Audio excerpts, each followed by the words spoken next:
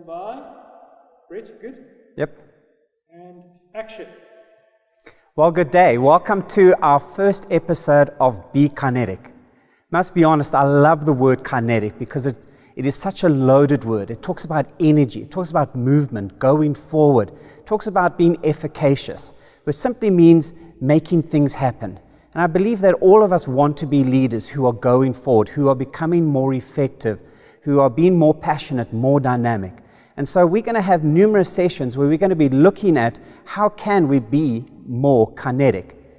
The first topic that I'd like to share, just simply because I am passionate about it, is how to create a resilient safety culture. Now, I've got to share a great story with you. Several years ago, I was in New York and had such a great experience. And I had the privilege of going to see the show Chicago. Sounds so weird, being in New York watching Chicago. And after the production, I was going back to my hotel. And as I was standing at the entrance of the train station, I noticed this gentleman was walking down to get on board, and as he was walking down, the door started to close. And then I saw how he started to run in this frantic motion of trying to make the train. It didn't take a genius to realize that the distance he had to go and the speed that the doors was closing, that he wasn't going to make it. Now I know that the doors are sensitized, so as they started to close, I simply just put out my hand, it touched my hand and opened as it should have. This allowed him to catch the train, and as we were going down the railway track, we just started talking. He was so grateful and very expressive, going, "Oh, thank you, I really, really appreciate it." Now, I've had the privilege of living in Seattle for a year, so I kind of got a feel of the average excitement of the typical American, and I realized that his enthusiasm was beyond the normal person. And I realized that this guy has most probably got 2 beers in his system. He was really friendly. And in the course of going down the tracks, he eventually asked me where I was staying. And I was saying, I'm going to this hotel, and it was my last night in New York. And he said, no, I can't go back to the hotel. We need to go out and have a beer at one of the local pubs. And I go, well, why not? It is my last night. May as well have an experience. And eventually we get off at his station, and we start looking for his car. And in the process of looking for his car, we're up and down. As I ask him, I said, listen, what type of car do you have? And he can't remember. Then it dawns upon me, this guy doesn't have 2 beers in his system. He's probably got about 12 or 15. And to make things worse, as we're looking for his car, is we find a bottle store. Now, many things in New York are open 24 hours a day, and this bottle store happened to be open, and we're talking about it's 11:30 at night. And so we go into the bottle store, and he goes to the back and he gets himself a beer, and as he's walking to the counter, he starts to open it. Immediately the cashier sees him and becomes extremely animated and literally screams at him and says, "Close that bottle because you're not allowed to drink in public in New York." And for me, it was such an interesting experience to see how animated this cashier became and insistent that he wasn't allowed to open it in his store. Now, in New York, they typically use these brown paper bags as they've moved away from plastic bags, as we do in South Africa because of environmental reasons. So when he paid for it, he put it back into the bag, and he insisted that this gentleman walked out with it concealed. Realizing that this guy is intoxicated, I said, with all respect, I don't feel it's safe that we drive. And he said, no, but we still got to go out. So he phoned a taxi. The taxi eventually pulls up, and we get into the taxi. And true as Bob, what he does is he pulls out the beer and he starts to open it. The taxi driver sees it and immediately pulls to the side of the road and says, "Sir, with all respect, you either need to get out of my taxi or put the beer away because you're not allowed to drink in public in New York." And it was a profound experience because literally within a 20-minute period I was very aware that you're not allowed to drink in public in New York. And when I landed at JFK, there was no sort of introduction, there was no test, there was no, this is what we do here. But after that experience, I knew for a fact you're not allowed to drink in public in New York. Now, I believe that the mayor has a role in establishing the culture of no drinking allowed. I believe that the police force have a role to play. But what really excited me in this situation is that the people, the average citizen, was enforcing this type of thinking. And I think when it comes to safety, obviously the GM, the CEO, the safety officers, the she-reps, they all have a role in enforcing this culture. But you know you are winning. You know you have a resilient safety culture is when the average worker is saying, you know what, we do not drink in public in New York. Now obviously in a safety culture, we're not talking about alcohol, but there are other issues saying, you know what, in our operation is we wear our hard hat. Is we keep to the speed limit. We wear our safety belts. We use our harness when climbing at heights. And there's something of this culture, and it's being driven right from the top to the people at the bottom. And so when we look at a safety culture, is that there's certain levels of maturity. And I think the first one really isn't where we want to be, where people are outright resistant to safety. And you hear it in comments like this. When you say, we need to have a safety topic, there's something of this, do we really need to do this? Or this is a waste of time.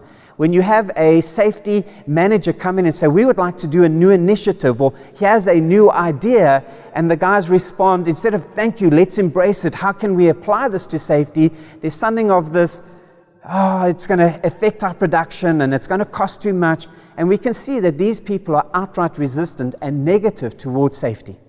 We definitely don't want those people within our company. Then the second type of person is those that are compliant in public.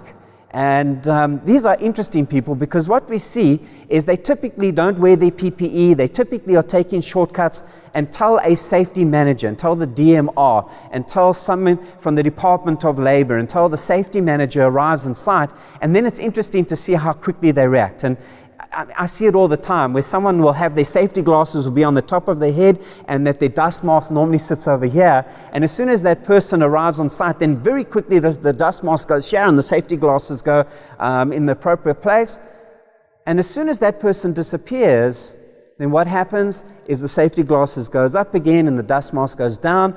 And it's really unfortunate that these people only follow the safety rules and regulations, not because it's going to keep them safe, but because they want to, well, they're only doing it because it complies.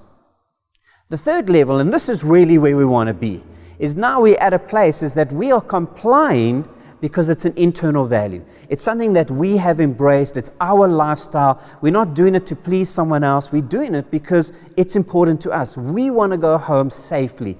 It's something that we have embraced. I'm going to share a story with you that, must be honest, I'm a little bit embarrassed about, but I think it will drive home the point. Is several years ago, when I was just being exposed to safety for the first time, is I was invited to do a team building event at Anglo American. And I really don't like being late. And anyway, I was behind schedule, and I really wanted to be at the site on time. And the person who invited me had left before, but because I don't want to be late, I actually arrived earlier than he did. So he asked me, he said, how did you get here so quickly? And something with an attitude. I was proud. I was going, well, I drove 160, 170 k's an hour.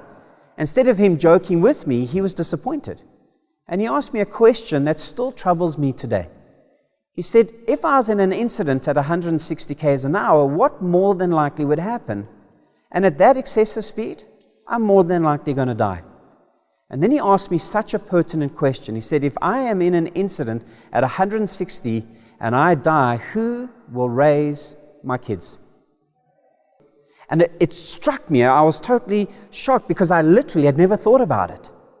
I was reckless and thought it was acceptable. I was proud about it. And for that moment, it dawned upon me going, that is not the wisest decision. I have a habit, I have a lifestyle that is putting myself in harm's way that would have such a detriment if I was killed. And from then onwards, I can honestly say, and that was 7 years ago, I have never done excessive speed.